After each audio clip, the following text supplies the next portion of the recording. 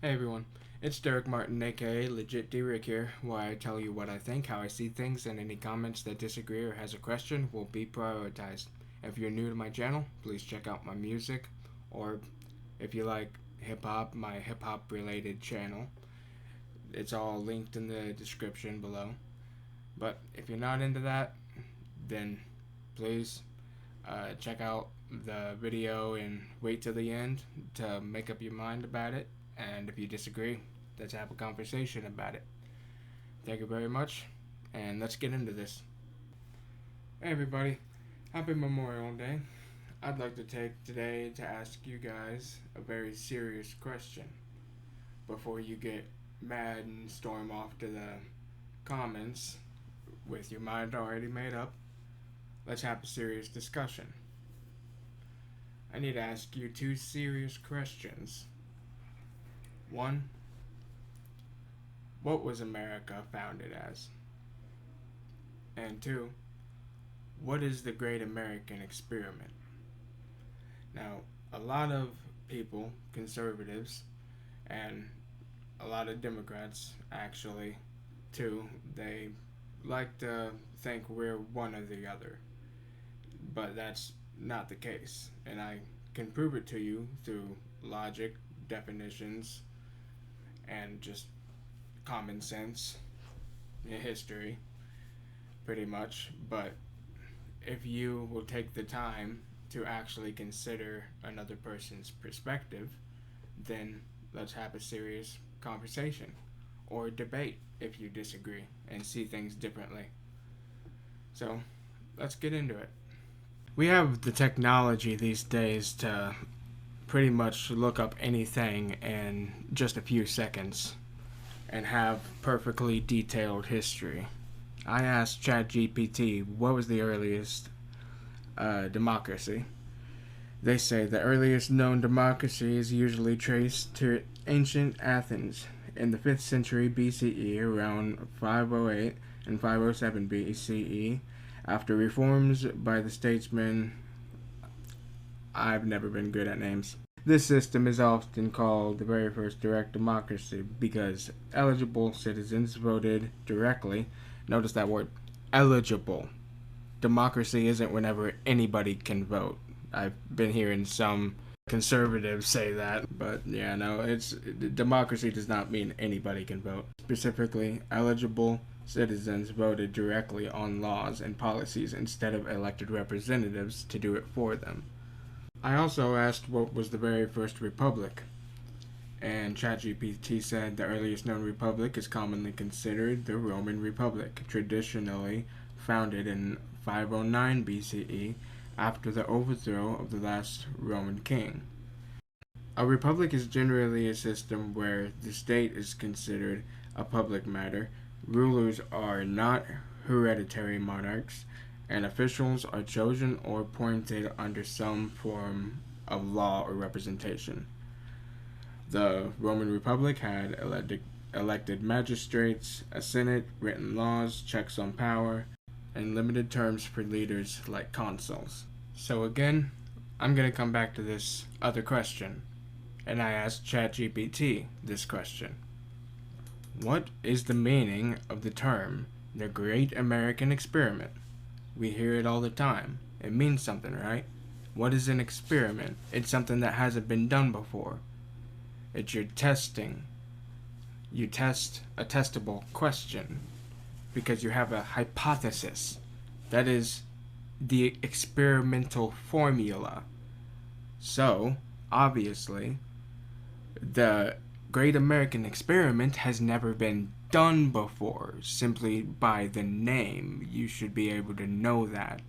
So, do you think we are a republic alone or a democracy alone? Well, based off the name, our nickname that we've had since our founding, the Great American Experiment, you should obviously know we're neither one alone. The Great American Experiment refers to the idea that the United States was founded as a large-scale test of a new form of government and society. The experiment was whether a nation could successfully sustain democracy and self-government, individual liberty and constitutional rights, A republic without a king or hereditary ruling class, diverse states and people united under one federal system. Yeah, that pretty much describes America. Don't let the Democrats deceive you with the word diverse. Yeah, we had a system of immigration before they corrupted it and tried to make 1,000 loopholes. So yes, America was founded to be a place for all people to come and seek a better life, but the right way. The phrase is tied closely to the founding period after the American Revolution and the creation of the United States Constitution. Democracy is baked into our Constitution, and the Constitution is what makes us a republic. Does that make sense? I know it didn't say that yet, but we're getting to it. At the time, many people in Europe believed democratic republics would eventually collapse into chaos or dictatorship.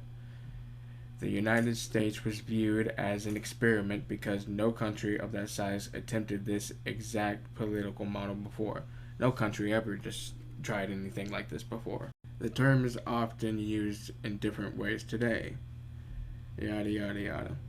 America is a democratic republic. I always found the term constitutional republic redundant because our constitution is what makes us a republic. I think a lot of people tend to get confused because the word republic is in our Pledge of Allegiance to the republic for which it stands. Obviously, yes, we are a republic, but are republic and democracy mutually exclusive? I don't think they are at all. If you look at the exact definitions, they are not. What is a republic? A republic is a form of government where pretty much we have elected representatives, but aside from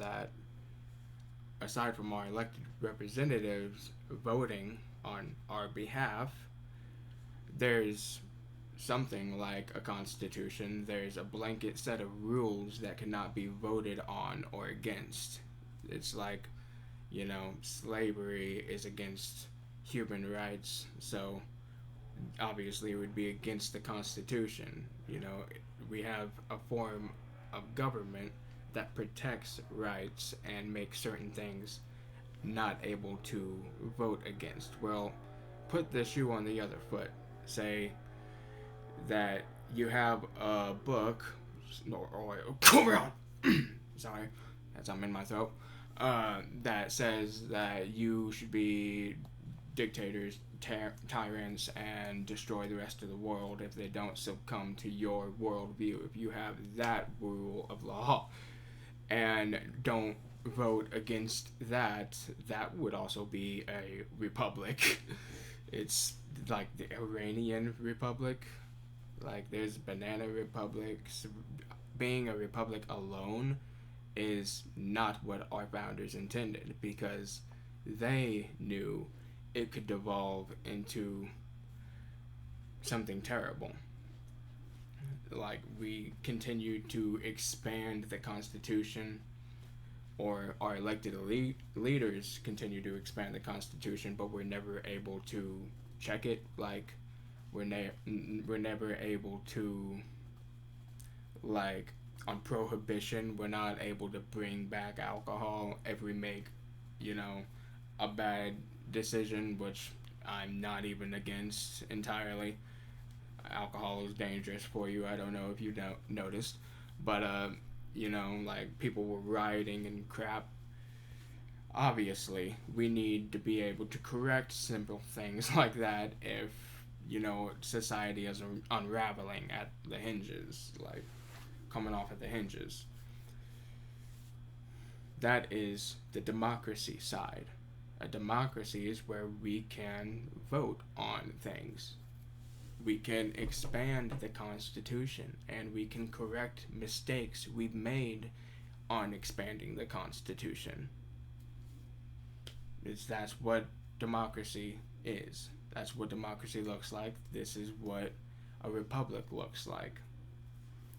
Being able to have our rights not be infringed. The first 10 amendments and the basic constitution, the founding constitution, that is our republic. That cannot be touched. That cannot be voted against. But we can add to the constitution and to the amendments. We can expand. But we also have the power to retract and make it smaller if we realize that some amendments are better off not being written.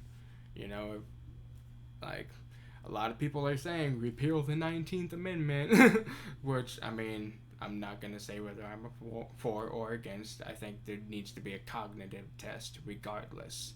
I think that's the true problem, not gender. I think it's up here. You need to know what's going on. You need to know, at least have two brain cells to rub together before you could make decisions for the future of the country. But that's the thing. A lot of the people that I'm saying repeal the 19th Amendment, they're saying, oh, we're only a republic, we're not a democracy. That makes no sense. If we are going to repeal the 19th Amendment, we need to be a democracy to do that. So it's just very silly whenever I hear these people say these things. Now bear with me for just a little longer. I got one more question to ask. How different do these definitions sound? Democracy, a system of government by the whole population or all the eligible members of a state, typically through elected representatives. Republic, a state in which supreme power is held by people and their elected representatives and which has an elected or nominated president rather than a monarch.